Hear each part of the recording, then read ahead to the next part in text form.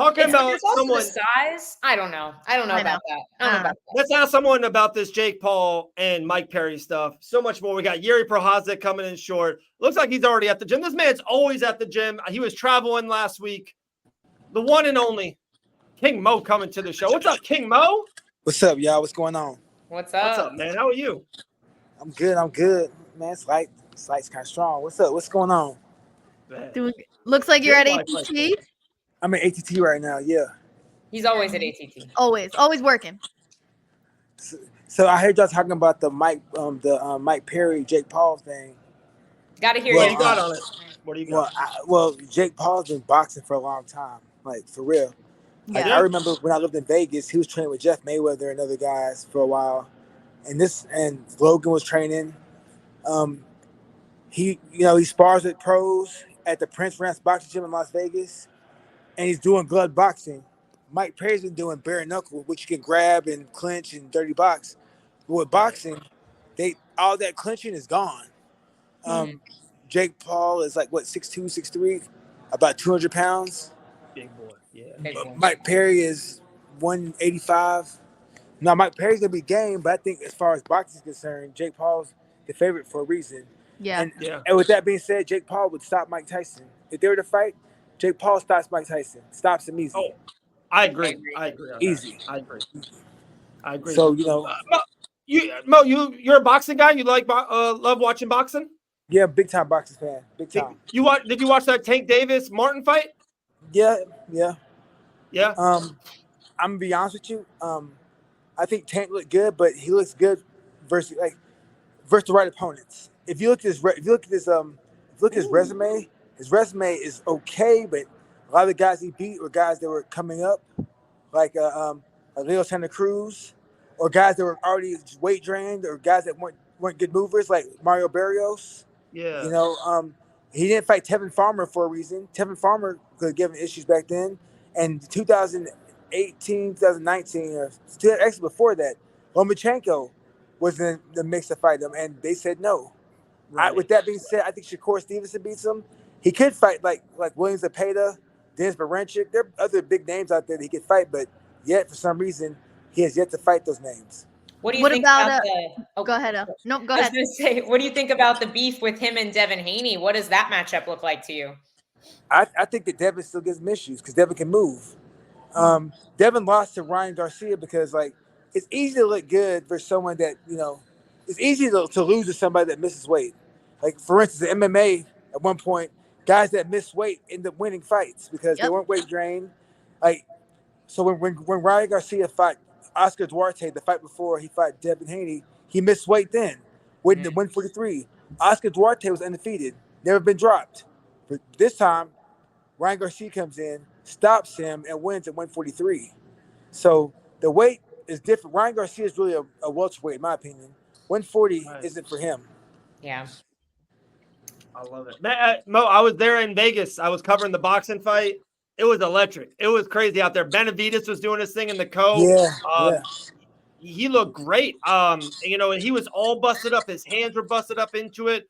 I liked what I saw, but to me, I know what you're saying about Tank. I was impressed with Tank. That knockout, like he just has that special pop, Well, it's great to have a special pop, but the thing is, if you look at the record, okay, so I have a homeboy named Lamar, who's Frank Martin's cousin. Okay. Frank Martin was a wrestler in high school. Started boxing at 18-19.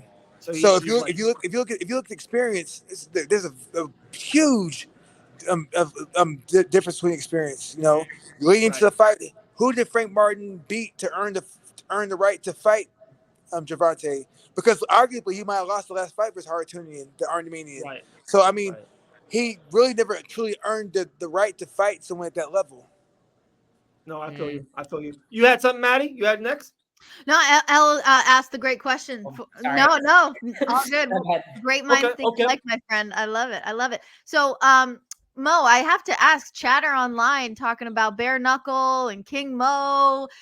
Can we hear more from the man himself? What's the deal with all of this bare knuckle chatter? Just chatter. You know what I'm saying? Like I like bare knuckle. I watch it. I'm a fan of it. I've worked with a few bare knuckle athletes like Jamie Driver and Seth, my boy Seth, the body snatcher Schaefer. So I've worked with a few bare knuckle boxers. I'm a student of the sport. I love combat sports. I'm a student in all combat sports. So I just, I'm a fan of it. That's all I can say right now. Ooh, okay, I like it. What excites you the most about bare knuckle? It's a 2-minute sprint. Yeah. And two, like, you don't gotta worry about leg kicks, people pulling guard, knee bars, arm bars. And the thing about it is it's very primal. So everybody can relate to a fist fight. Yeah. Except the only difference is this fist fight doesn't get broke up until the referee steps in or you take a knee or you get counted out. That's the difference. Yeah, it's savage. I was going to say, especially at ATT with Jorge, and I know you've been to a couple of shows with Dean Toole and doing that stuff. Have you seen, or are you interested at all in Game Bred Bare Knuckle MMA, doing the bare knuckle with the MMA a part of it? Shout out to Dean Toole. He's the man. Masvidal's the man. MMA is just kind of too hard, man. I got too many injuries. I can handle boxing and bare knuckle, but MMA is a whole different animal when you're done with leg locks and elbows and knee bars. I'm too many weapons. Yeah, I'm okay with watching it. I'd rather watch it. But right now, I'm kind of, I can't handle that stuff right now. I mean, you had you were on the mic for a couple of them, right? Yeah, I was on the mic for one of them. Yeah, but it's very entertaining. Like, it's primal. Like, I honestly think that bare knuckles is the next thing to blow up. Like, it's a sprint. Like, the crowd, how can you boo a 2-minute round? Right. And then you get 1 minute rest. So think about this. It's 10 minutes of work, 4 minutes of rest. MMA is 15 minutes of work, about 2 minutes of rest. Title fights, you got 25 minutes of work, and you got, 3 minutes of rest? So, like, people going out there fatigued. Is it 4? 4 minutes, yeah.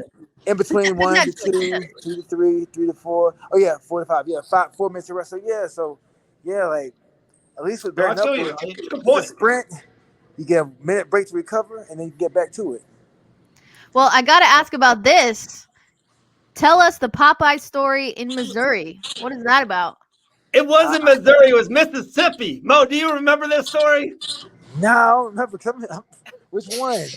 It was me. It was actually me and you. Remember, it was Ethis, and it was 2 other fighters in the car. It was me, you, and 2 other fighters. They were cutting weight, and you were hungry, and I was driving you guys around. Yeah. I love Popeye. I like turkey. You wanted Popeye so bad, but you didn't want to get. Yeah, you didn't want to get food in front of the fighters who was cutting weight. It was very respectful. Yeah. But then we went back. You got like 2 hot and spicies, 2 regulars. Yeah. 2 hot and spicies, 2 regulars. Yeah, that's my thing. When I go to Popeyes, I tear that thing up. Oh my God, that's awesome. It was crazy. It was a good story. It was good. It was Mississippi. Yeah. That was out there. This is a good question too. Our guy Sean Sterling, he goes, "Oh, King Mo, we're pressing the buttons, Dave." Got King Mo, when you ever going to get in the wrestle ring again, back in TNA, make a special appearance?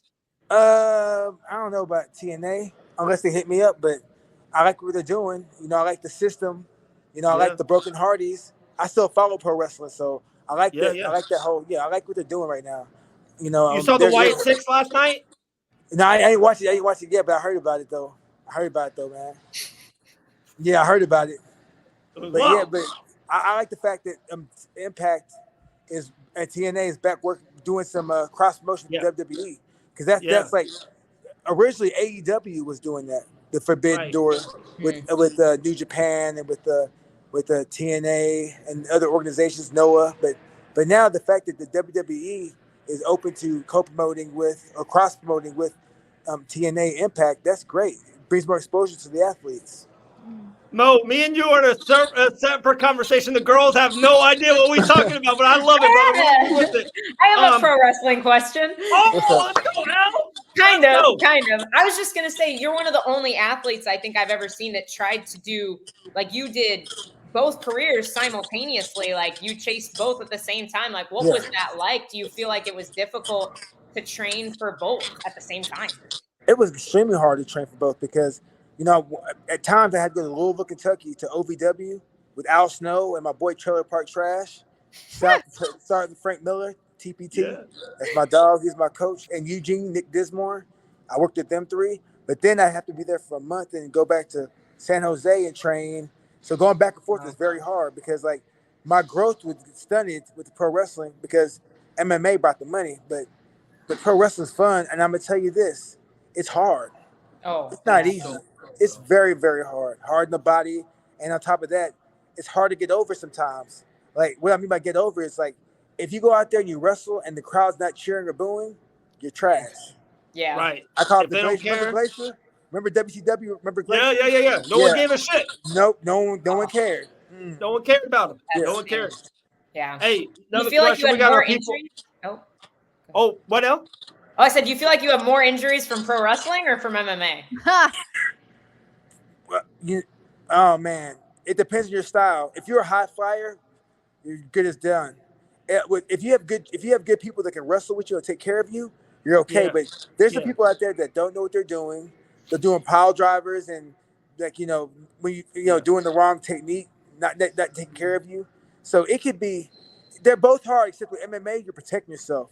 With pro wrestling, you're putting your life in the hands of somebody else. Yeah. Right. That makes sense. Right. Yeah. Good question from our people right there. Brawl Energy. They go, how's Seth the Body Snatcher doing, Mo? We want to see him fight again. Oh man, he's doing good, man. I think he's back. He's gonna be back in the mix soon. Let me take a sip of my Brawl Energy drink. Let's go. I love it. What flavor do you have? Good. That shit's good. What? It's so good. It's mango. This is good. That sounds better than grape. I could never eat mango. I'm questionable about the grape, but mango sounds delicious. Yeah, because it's mango season in Florida, so we had to get the mangoes. Let's go. I dig it. Hey, Mo gets the top gear. Dave at 5 ounce gets the second level. I respect it. I respect it. Mo, I know this isn't really a fight question, but I am fascinated by your hobby, I guess, of beekeeping. Yeah. Can you tell me more about this? I'm fascinated by it. What got you into beekeeping? Where do you have the time? During the pandemic, I was bored, so I got into fruit trees and growing stuff. So my boy said, Mo, if you want to get a bigger harvest, a bigger yield from your harvest, get some bees, honeybees. So I was like, you know what? That's a good idea. So I reached out to the Broward Beekeepers Association. You know what I'm saying? And I hit them up and I mentored. And I had a mentor named Jeff Chrissy, and I followed him around for 2 weeks. And then I started I got my own bee colony. And then a week after that, I got another one, and then I started catching them. Wow! At one point, I had like 16 colonies in my backyard. That is cool, man. Wow. Just King Mo out here just saving the earth with all the bees. I love this. Getting stung up. Do you have mango trees? Yeah, I got 3, but they didn't produce this year from the drought. Oh, bummer. I was gonna say you got to bring some to the gym. Oh, yeah. Next year I'm going to bring some. Next year, I got a bunch of. I got like probably 17 or 18 like rare fruit trees. Like I got 2 different mangosteens. I got a jabuticaba. I got June plum, hog plum, loquat. How much land do you have? Like how much land is this on? It's probably like half. I don't know. Not that much. I just bunch them in there. I don't know about space. I just know it's a pretty big backyard I got. I just started growing up star cherry, you know what I'm saying, patomba, gromutama, miracle berries. I got all sorts of stuff back there. Passion fruit, bananas, all that. Anik and Florian's got like Ray Longo.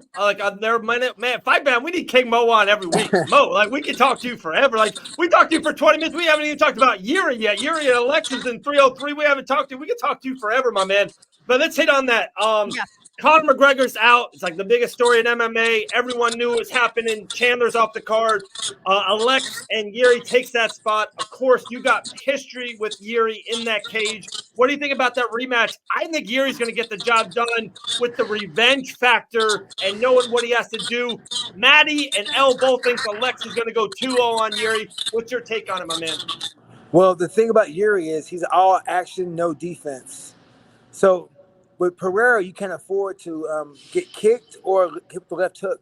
He is one of the most devastating strikers in the game right now. So if Yuri can use his movement more and be a little bit more defensively responsible, he can get the job done because he could overwhelm Pereira. I feel like he's a little quicker than Pereira, but Pereira has a faster release on his strikes. Yuri's also more awkward and he's hard to time. But if anyone's gonna time him, it's gonna be Pereira. With that being said, I'm not sure who's gonna win because Yuri looked great beating Rakic, and Rakic is a beast. Yeah. But to your point, he took a lot of damage. Yeah, he got hit a lot. And managed to persevere. He got hit a lot, but you know, I think maybe you know, for the rematch, I think Yuri might make a change. You never know because you don't want to be the same fighter. You know that goes into the rematch. You want to be a little different. You want to evolve. So I feel like the toss up. I favor Pereira, but at the same time, Yuri's a live dog, and Yuri could get the job done. I wouldn't be surprised if he wins. Let's go. Let's Sounds go. a lot like what I said. Just saying. Mo's winning that fight. Yuri's winning that fight. All right, Jay says, ask King Mo, would you say brawl to you fall, brawl energy? Yeah, brawl till you fall. That's my motto. Okay. Brawl till you fall. King Mo be trying to start fights in the gym, I swear. I'll be having a perfectly fine sparring session with Natalia. She'll be being real nice to me. And he'll be over there and be like, hey, Scrappy, beat her up.